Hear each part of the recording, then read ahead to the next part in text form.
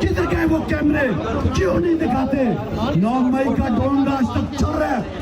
मेरी आपसे गुजारिश है कि किस तरीके से पाकिस्तान तहरीक इंसाफ को खत्म करने की कोशिश की।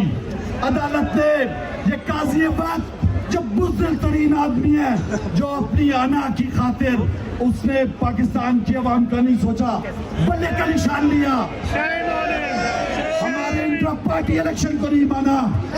आपने देखा इमरान खान को जेल में एक बंद कोठड़ी में बंद किया हुआ है। खान साहब ने कहा कि अगर पंखा भी बंद हो जाए तो वो ओवन बन जाता है, लेकिन आप उसकी हौसले को, उसकी मुस्तकिल मिजाजी को आप नहीं तोड़ सकते, क्योंकि 24 करोड़ का हौसला है इमरान खान।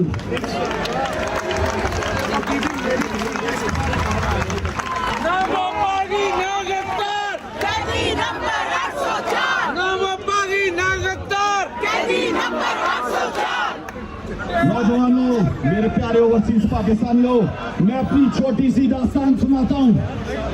मुझे मेरी घरवाली और शहरियार अफरीदी की घरवाली दोनों प्रोटेस्ट पे गए दी चौक। मेरी घरवाली को उठा लिया गया, अडियाला जेल में बंद कर दिया गया। कोयटा में मेरा वो भाई जो सियासत में नहीं था, उसको रात को 9 मई की रात को उठा लिया गया।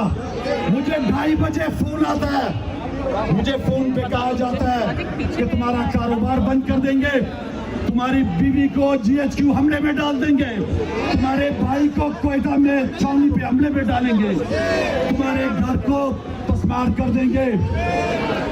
मेरे बड़े बेटे का नाम लेकर पुकारते हैं कि तुम्हारा बेटा इधर पढ़ता है, इसको उठाएंगे, तुम्हारे दूसरे बेटे को उठाएंगे। बताते हुए मेरी 12 साला बेटी का नाम लिया और कहा कि ये बेटी इधर पढ़ती है। आप यकीन करो, बेटी का नाम लेकर मेरे दिमाग ने काम छोड़ दिया। मैंने कहा मेरे बच्चों को जिम्मा कर दो, लेकिन कासिम सूरी पीछे नहीं हटेगा। जिंदाबाद, जिंदाबाद। इमरान खान के साथ खड़ा रहूंगा, इंशाल्लाह, इंशाल्लाह। इलेक्शन जब सोचा कि 8 फरवरी को इलेक्शन कराते हैं, PTI तो खत्म हो गई, लोग तो डर गए, लोग तो निकलेंगे नहीं। अवाम ने दिखाया, यहाँ पर बहुत से लोग पंजाब के होंगे, पंजाब में जो जुल्म बरकरार हुआ, जिस तरह लोगों को डराया गया, कारोबार तोड़े गए, घरों में घुस के घर तोड़े गए।